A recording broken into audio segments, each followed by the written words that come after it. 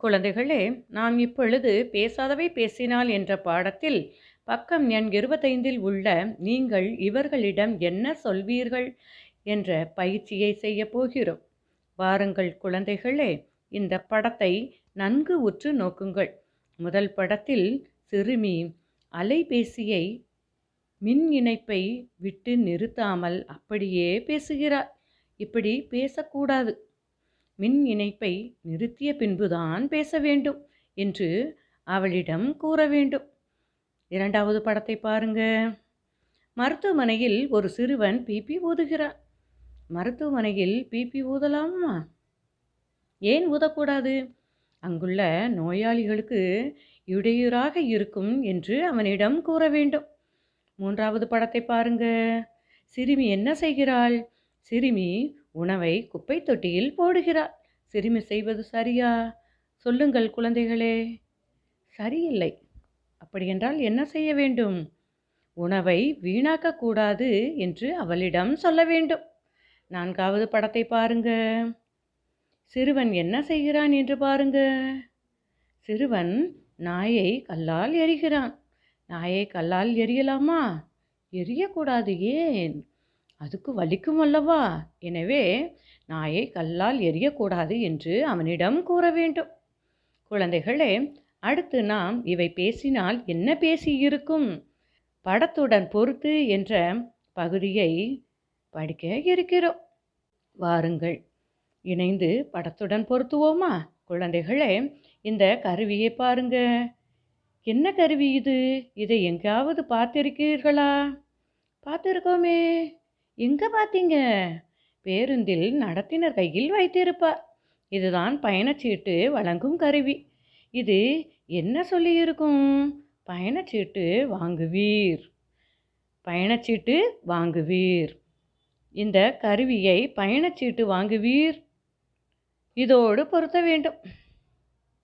அடுத்து படத்தை பாருங்க. எப்படி பயணம் செய்கிறார்கள்?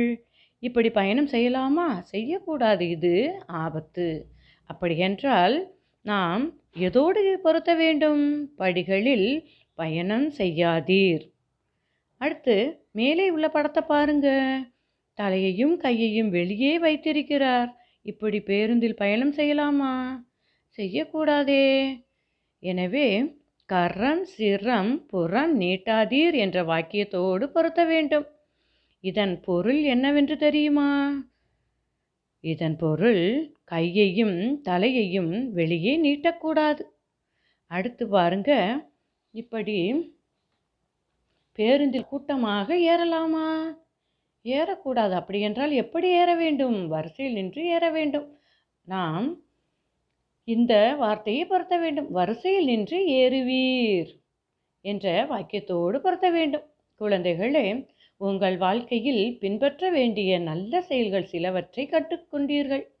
நாம் இப்பொழுது பொருத்தமான பெயரை உரிய கடையில் எழுதுக என்ற பகுதிக்கு செல்கிறோம். வாருங்க, கடைக்கு பெயர் எழுதலாமா? முதல் கடையை பாருங்க. இங்கு என்ன இருக்கிறது? இந்த கடையை பார்த்தவுடன் அனைவர் முகத்திலும் மகிழ்ச்சி தென்படுகிறதே. அப்படியென்றால் பெயர் எழுதுவோமா? இனிப்பகம், இனிப்பகம். அடுத்து வாங்க. புது ஆடை என்றால் அனைவருக்கும் பிடிக்கும் தானே. அப்படி என்றால் பெயரை எழுதுவோமா? ஆடையகம், ஆடையகம். அடுத்து பாருங்க. பலவிதமான பொருட்கள் இங்கே இருக்கே. இந்த கடைக்கு பெயர் எழுதலாமா? என்ன பெயர் எழுதலாம்? பல்பொருள் அங்காடி, பல்பொருள் அங்காடி. குழந்தைகளே, இறுதியாக கடைக்கு பெயர் எழுத போகிறோம். அங்கு என்ன நடக்குதுன்னு பாருங்க. மக்கள் அமர்ந்து உணவருந்துகிறார்கள். இங்கே உணவகம் என்று எழுதுவோமா? வாங்க, உணவகம், உணவகம்.